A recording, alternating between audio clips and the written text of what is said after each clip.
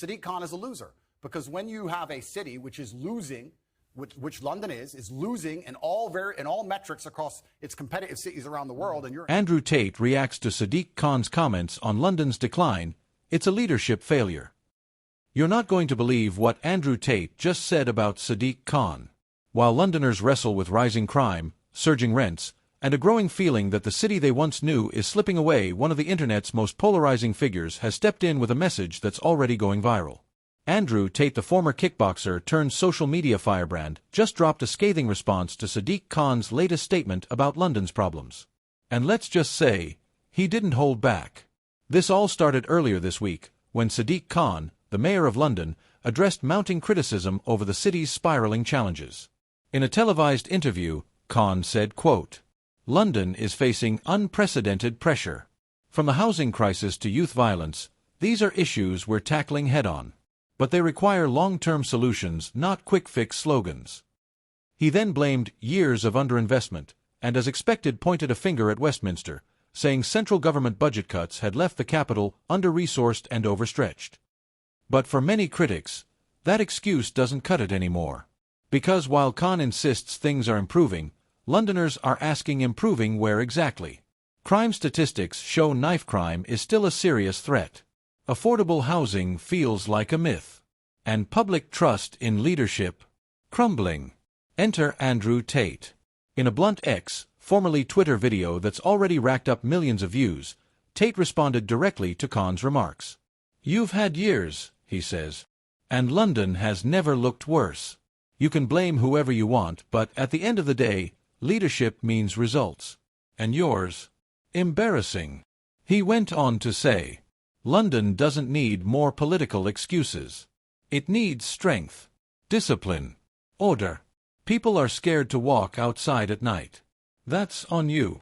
Now, whether you agree with Andrew Tate or not, his comments are stirring up major debate. Some are backing him, praising his boldness, saying he's saying what many are too afraid to. One popular comment read, "Finally someone with guts. Sadiq Khan always blames the system, but he is the system now. Time to stop hiding." Another user wrote, "I'm not a fan of Tate, but he's right about this. London's gone downhill, and no one in charge is taking real accountability."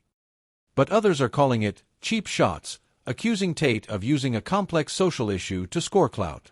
A former Labour councillor responded, "Andrew Tate has no credibility when it comes to public service. What does he know about governing a global city?"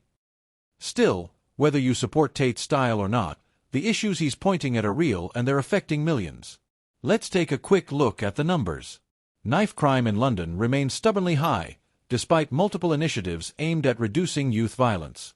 Housing costs are outpacing wages, with average monthly rents now topping £2,500 in some zones. Transport strikes, youth unemployment, and even air quality complaints are adding to a sense of daily dysfunction. And when ordinary people complain, the message from City Hall often boils down to, "It's complicated." But critics say that's the problem. Because when a leader's first instinct is to explain, not to act, people feel abandoned. Back to Tate. He didn't just criticize, he made a wider point. In his words, "Cities reflect the mindset of their leaders. You allow chaos, you get chaos. You tolerate excuses, you get mediocrity. London used to be a world city. Now it's a warning sign." And here's what makes that statement powerful: it's not just about London. It taps into something bigger. Across the UK, across Europe, people are losing faith in the political class. They see cities where rules break down, where accountability disappears, and where regular citizens are left picking up the pieces. It's no wonder that voices like Andrew Tate's, however controversial, are finding huge audiences. Because people are frustrated. And they're looking for anyone who'll call things out without the filters. Now, let's be clear, Andrew Tate is not a policymaker. He's not running for office. He's not offering a detailed strategy for urban renewal. But he's doing what many politicians fail to speak clearly and forcefully about: what's broken. And in today's political landscape, that counts.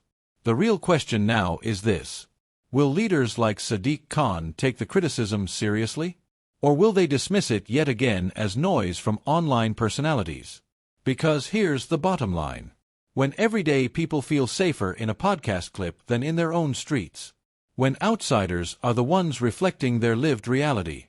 That's not just a media moment. That's a warning. And the longer it goes unheeded, the more space opens up for louder, rawer, more disruptive voices to dominate the narrative. One political analyst put it bluntly. Andrew Tate isn't the problem. The vacuum of trust in leadership is. So what happens next? Does Khan step up with something more than words? Do Londoners push for change or accept the status quo? And if the streets of London are the symptom, what's the real disease? One thing's clear: this debate is far from over. And in the battle between polished politics and raw critique, the public is watching closely. Because when the message hits home, it doesn't matter who says it, only that someone finally did.